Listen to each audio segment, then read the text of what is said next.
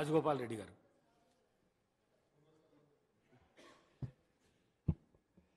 తెలంగాణ రాష్ట్ర శాసనసభకు జరిగిన మూడవసారి జరిగిన ఎన్నికల్లో మీరు స్పీకర్గా ఎన్నిక కావడము చాలా సంతోషకరమైన విషయం అధ్యక్ష.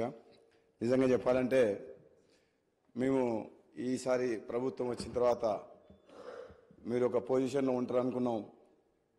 చాలా కష్టపడి పైకి వచ్చిన మీరు అంతకంటే ఇంకా పెద్ద స్థానంలో గౌరవప్రదమైన స్థానం వచ్చేసరికి ఇంకా చాలా ఆనందం కలిగింది. సంతోషకరమైన వార్త. మేమందరం అనుకునేది మా మధ్యన ఉండి స్నేహితుల్లాగా చాలా దగ్గరగా ఉన్న మీరు స్పీకర్ అధ్యక్ష స్థానంలో కూర్చుంటే చాలా సంతోషంగా అనిపిస్తుంది అధ్యక్ష. ప్రతిపక్ష సభ్యులు అందరూ కూడా మాట్లాడినప్పుడు వాళ్ళకి సమయం ఇవ్వాలని కోరుతున్నప్పుడు గత శాసనసభలో నేను కూడా 3.5 సంవత్సరాలు పనిచేసిన అధ్యక్ష. అప్పుడు సభ్యుల సంఖ్య ప్రమాణంగా తీసుకొని నిమిషానికి లెక్క పెట్టుకుంటూ మాటకు అడుగడుగున మాకు అడ్డంకులు ఉండేది అధ్యక్ష. కానీ అలా చేయమని నేను ఇప్పుడు చెప్పట్లేదు అధ్యక్ష.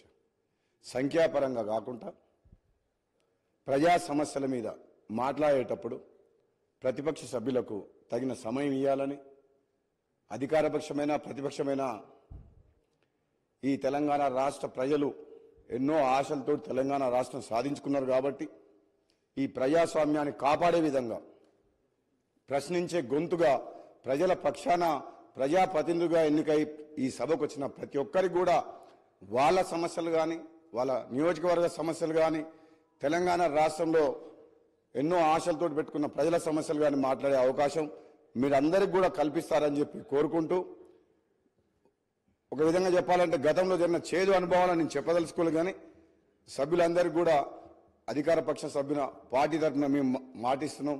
మీరు ఏది మాట్లాడినా ఎప్పుడు మాట్లాడినా మన స్పీకర్ గారి ఆధ్వర్యంలో ఈ సభ సజావుగా సాగేందుకు మా అందరి సహకారం కూడా ఉంటుందని తెలియజేస్తూ మీకు మరొకసారి శుభాకాంక్ష తెలియజేస్తూ దిగ్విజయంగా 5 ఏళ్ల పాటు ఈ పదవిలో ఈ రాష్ట్ర సమస్యల మీద అందరికీ మాట్లాడే అవకాశం ఇస్తారని చెప్పి తెలియజేస్తూ సెలవు తీసుకున్నాను అధ్యక్ష. Thank you.